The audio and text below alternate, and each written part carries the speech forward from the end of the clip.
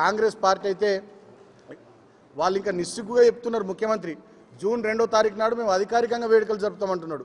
ఏం ముఖం పెట్టుకుని అధికారిక వేడుకలు జరుపుతావురా నాయన రేవంత్? తెలంగాణ ఉద్యమంలో నీ పాత్ర ఏంది? అసలు నీకు తెలంగాణ ఉద్యమానికి సంబంధం ఏంది? నువ్వు ఎన్నడన్నా జై తెలంగాణ అన్నావా? ముఖ్యమంత్రి అయిన నాటి నుంచి ఇయ్యాలటి వరకు అమరవీరుల స్తూపాన్ని దగ్గరికి పోయి నివాళులు అర్పించినవా? ఏం చేసినావు నువ్వు? ఆనాడు చంద్రబాబు నాయుడు కాళ్ళ దగ్గర ఉన్నావు, యనమల రామకృష్ణుడు కాళ్ళ దగ్గర ఉన్నావు, పయ్యావుల కేశవ్ పంచన చేరినావు. ఆనాడు సమైక్యవాదులతో కలిసి తెలంగాణ ఉద్యమకారులకు వ్యతిరేకంగా గొంతిప్పినవు నువ్వు.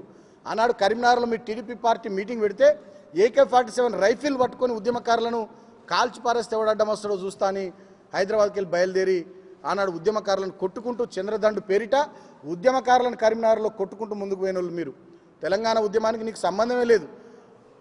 చీమలు పెట్టిన పుట్టల పాము దూరినట్టు ఆ కాంగ్రెస్ పార్టీలో దూరి ఇవాళ నువ్వు కొత్త బిచ్చగాడు పొద్దెరగడు అన్నట్టుగా ఏదో ఇక నువ్వే తెలంగాణ రాష్ట్రం తెచ్చిన అనే రేంజ్లో బిల్డప్ ఇచ్చుకుంటూ మాట్లాడుకుంటూ జూన్ 2వ తారీఖు నాడు అవతరణ వేడుకలు గొప్ప చేస్తాం, సోనియా గాంధీని పిలుస్తాం అంటే భారతదేశంలో స్వాతంత్రం వచ్చిన తర్వాత ఎన్నడన్నా 15 ఆగస్టు నాడు బ్రిటిష్ వాళ్ళని పిలిచి సన్మానం చేసిందా భారత ప్రభుత్వం? నేను అడుగుతున్నా.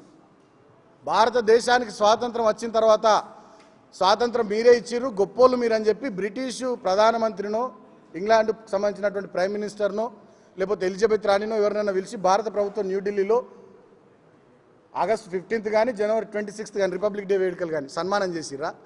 ఇవాళ సోనియా గాంధీని పిలిచి ఎట్లా సన్మానం చేస్తారు? అంటే నువ్వు ఎవరి త్యాగాలను తక్కువ చేస్తున్నావు? 1000కి పైగా బలైన ఆత్మార్పణం చేసుకున్న అమరవీరుల త్యాగాలను నువ్వు తక్కువ చేస్తూ ఉన్నావు. తెలంగాణ కోసం పోరాటం చేసి వందల వేల లక్షల కేసులు భరించి ఎన్నో నెలల పాటు జైళ్లలో నిర్బంధానికి గురైన తెలంగాణ ఉద్యమకారుల త్యాగాలను నువ్వు తక్కువ చేస్తూ ఉన్నావు. తెలంగాణ కోసం పోరాడేటటువంటి క్రమంలో అనేక రకాల ఇబ్బందులు ఎదుర్కొన్నటువంటి ఉద్యమకారుల త్యాగాలను నువ్వు తక్కువ చేస్తూ ఉన్నావు. నేను అడుగుతా ఉన్నా రేవంత్, నువ్వు మిలియన్ మార్చులు ఉన్నావా? సాగరహారంలు ఉన్నావా? సకల జనుల సమ్మెలు ఉన్నావా? ఎన్నడన్నా నీ ఎమ్మెల్సీ పదవికో ఎమ్మెల్యే పదవికో తెలంగాణ కోసం నువ్వు రాజీనామా చేసినావా? ఎన్నడన్నా నువ్వు జై తెలంగాణ అన్నావా? ఆనాడు ఇదే సోనియా గాంధీ గారిని నువ్వు బలిదేవతని తిట్టినావు. ఇవాళ మళ్ళీ అదే సోనియా గాంధీ గారిని పిలిచి ఆ అమ్మ తెలంగాణ ఇచ్చింది, అమ్మకు సన్మానం చేస్తూ ఉంటున్నావు. నేను ఇవాళ డిమాండ్ చేస్తూ ఉన్నా, సన్మానం చేయాల్సింది సోనియా గాంధీకి కాదు, తెలంగాణ కోసం అమరులైన అమరుల కుటుంబాలకు వాళ్ళ త్యాగాలకు సన్మానం చేయాలి. తెలంగాణ కోసం లాఠీ దెబ్బలు తిన్న ఉద్యమకారులకు సన్మానం చేయాలి. తెలంగాణ కోసం జైళ్ళకు పోయిన ఉద్యమకారులకు సన్మానం చేయాలి తప్ప ఇంతమందిని బలి తీసుకున్న బలిదేవత నువ్వే మాట్లాడినటువంటి వ్యక్తికి సన్మానం చేయడం అది కరెక్ట్ కాదు. అంటే ఆనాడు నువ్వు తెలుగుదేశం పార్టీలో ఉన్నప్పుడేమో కాంగ్రెస్ పార్టీలో ఇష్టం వచ్చినట్టు తిట్టినావు. ఇవాళ నువ్వు కాంగ్రెస్ పార్టీలో ఉన్నావు, కాంగ్రెస్ ప్రభుత్వాన్ని నడుపుతున్నావు. కాబట్టి ఈ కాంగ్రెస్ పార్టీ అధిష్టానం మెప్పు కోసం 4 రోజుల పాటు మళ్ళీ రేపు పార్లమెంట్ ఎన్నికలైతే నీ కుర్చీ ఉంటుందో ఊడుతుందో ఎవరు ఏం చేస్తారో తెలియదు. కాబట్టి వాళ్ళ ప్రాపకం కోసం వాళ్ళ మెప్పు కోసం ఈ రకమైనటువంటి కథలు పడుతున్నాం అనేది మాకు అర్థమవుతా ఉంది. నేను వరంగల్ ప్రజలను కూడా ఆలోచించమని కోరుతా ఉన్నా. జయ జయ హే తెలంగాణ జనని జయ కేతనం అనే పాట అధికారిక పాటగా అధికారిక గేయంగా మేము పెడుతున్నామని చెప్పిండు. సంతోషం, పెడుతున్నావు. కానీ దాంట్లోనే ఉంది కాకతీయ కళాప్రభల కాంతిరేఖ రామప్ప అని. మా కాకతీయ తోరణం ఇవాళ తెలంగాణ రాష్ట్ర ప్రభుత్వం అధికారిక చిహ్నంలో పెట్టింది గతంలో కేసీఆర్ గారు ముఖ్యమంత్రిగా ఉన్నప్పుడు. మరి నువ్వు దాన్ని తీసేస్తా అంటున్నావు. అసెంబ్లీ సాక్షిగా ఇది రాచ దర్పాలకు నిదర్శనం అన్నావు. రాచరికపు పోకడలకు కాకతీయ కళాతోరణం, గోల్కొండ చార్మినారు ఇవన్నీ కూడా రాచరికపు పోకడలకు నిదర్శనం అన్నావు. మరి దీన్ని తీసేస్తా అన్నావు. కాబట్టి నేను వరంగల్ ప్రజలను కూడా పట్టభద్రులను కూడా ఆలోచించమని కోరుతా ఉన్నా, ఉమ్మడి జిల్లా సోదరులందరినీ కూడా. మరి మన కాకతీయ కళాతోరణం తీసేస్తా అంటున్నటువంటి కాంగ్రెస్ పార్టీకి కూడా మనం ఓట్లు ఇస్తే వాళ్ళని తీసేయమని చెప్పినట్టేనా, మనం ఒప్పుకున్నట్టేనా? కాబట్టి ఇటువంటి అహంకార మాటలు మాట్లాడే ముఖ్యమంత్రి రేవంత్కు కూడా బుద్ధి చెప్పాల్సినటువంటి అవసరం ఉన్నది. వీళ్ళిద్దరు అన్నదమ్ములే, ఆయన పెద్దమ్మ కొడుకు ఈయన చిన్నమ్మ కొడుకు అంతే.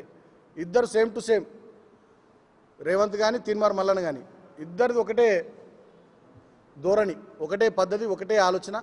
ఆయన గట్లని రైట్ టు ఇన్ఫర్మేషన్ యాక్టులు పెట్టుకుంటే ప్రతిపక్షంలో ఉన్నప్పుడు ఇన్ఫర్మేషన్ తీసి వాణ్ణి వీని బ్లాక్మెయిల్ చేస్తుండే. ఆయన నెంబర్ 1 బ్లాక్మెయిలర్, ఈయన ఆయన శిష్యుడు నెంబర్ 2 బ్లాక్మెయిలర్ గంతే. ఆయన బడే బాయ్, ఈయన చోటే బాయ్, ఇద్దరు సేమ్ టు సేమ్.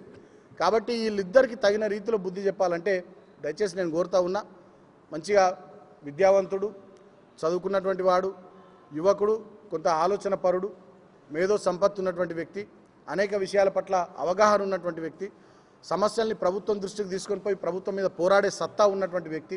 కాబట్టి రాకేష్ రెడ్డి గారికి మొదటి ప్రాధాన్యత ఓటు ఇచ్చి వారిని దీవించాల్సిందిగా, ఆశీర్వదించాల్సిందిగా, మీ మద్దతుని ఇవ్వాల్సిందిగా నేను ఉమ్మడి వరంగల్, ఉమ్మడి ఖమ్మం, ఉమ్మడి నల్లగొండ సోదరులందరూ కూడా పేరు పేరున విజ్ఞప్తి చేస్తూ, రాకేష్ రెడ్డిని గెలిపించడం ద్వారానే మనకు రేపటి రోజున జాబ్ క్యాలెండర్ రిలీజ్ అవుతుంది. నిరుద్యోగులకు కూడా విజ్ఞప్తి చేస్తున్నా, రాకేష్ రెడ్డిని గెలిపించడం ద్వారానే రేపు నిరుద్యోగ భృతి వస్తుంది.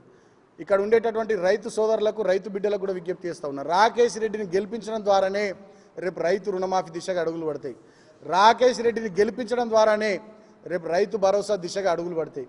రాకేష్ రెడ్డిని గెలిపించడం ద్వారానే రేపు 18 ఏళ్ళు నిండిన అమ్మాయిలకు స్కూటీలు వచ్చే అవకాశం ఉంటుంది. రాకేష్ రెడ్డిని గెలిపించడం ద్వారానే రేపు కళ్యాణ లక్ష్మి ₹1,00,000 తులం బంగారం వచ్చేటటువంటి అవకాశం ఉంటుంది.